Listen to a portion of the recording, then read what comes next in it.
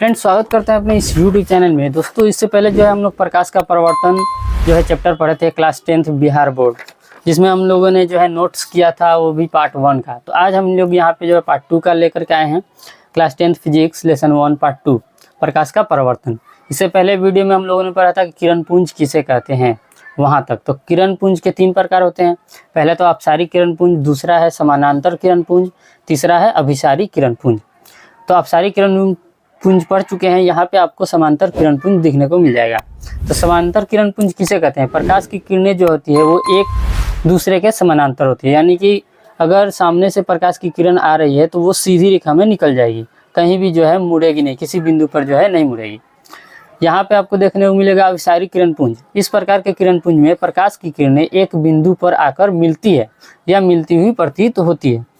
जैसे कि आपको लेजर लाइट पता होगा। लेजर लाइट में क्या होता है कि प्रकाश की किरणें जो है निकलती हैं, लेकिन वो जो होती है सामने से निकल करके एक बिंदु पर मिलती है।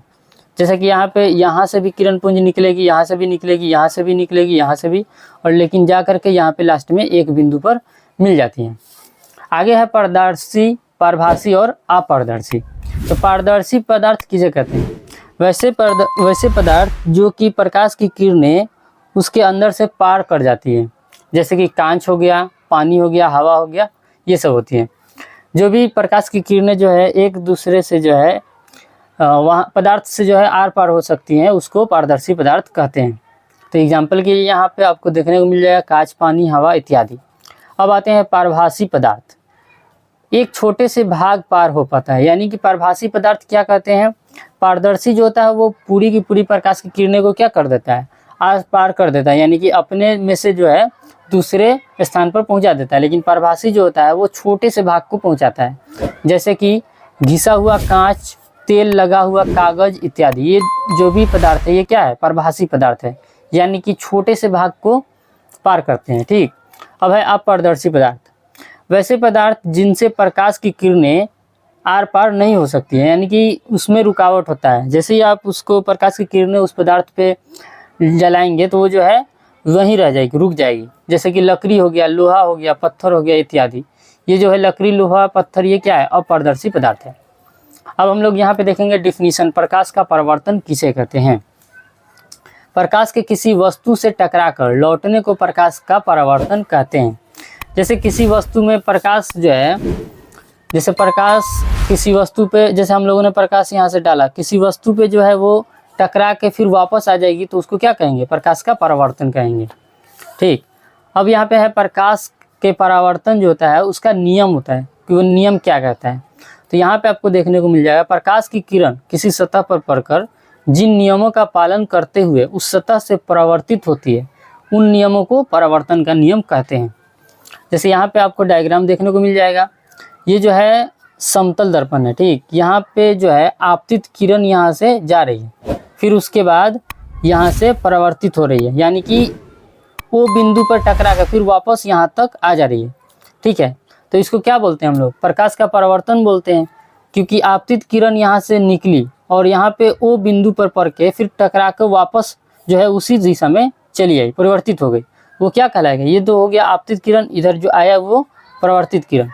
ठीक है। और बीच में जो है अभिलंब है, तो इसको क्या बोलेंगे? आपतन कोण बोलेंगे। ये जो है परावर्तन कोण है।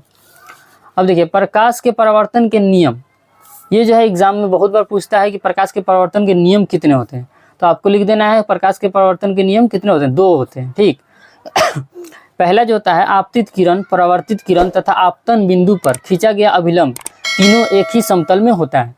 आपतित किरण, परावर्तित किरण तथा आपतन बिंदु पर खींचा हुआ अभिलंब तीनों क्या होता है? एक ही समतल में होता है। दूसरा क्या होता है? आपतन कोण। दूसरा होता है आपतन कोण परावर्तन कोण के बराबर होता है। यहाँ पे जो आपको कोण दिख रहा है ये क्या है? आपतन कोण है, और यहाँ पे जो कोण दिख रहा है ये क्या है? परावर्तन कोण है। यानी कि आपतन कोण को हम लोगों ने आई मान लिया और परावर्तन कोण को क्या मान लिया? आर मान लिया। तो ये दोनों क्या होता है? आपस में बराबर होता है। ठीक। अब यहाँ से आगे जो है प्रतिबिंब। प्रतिबिंब क्या होता है?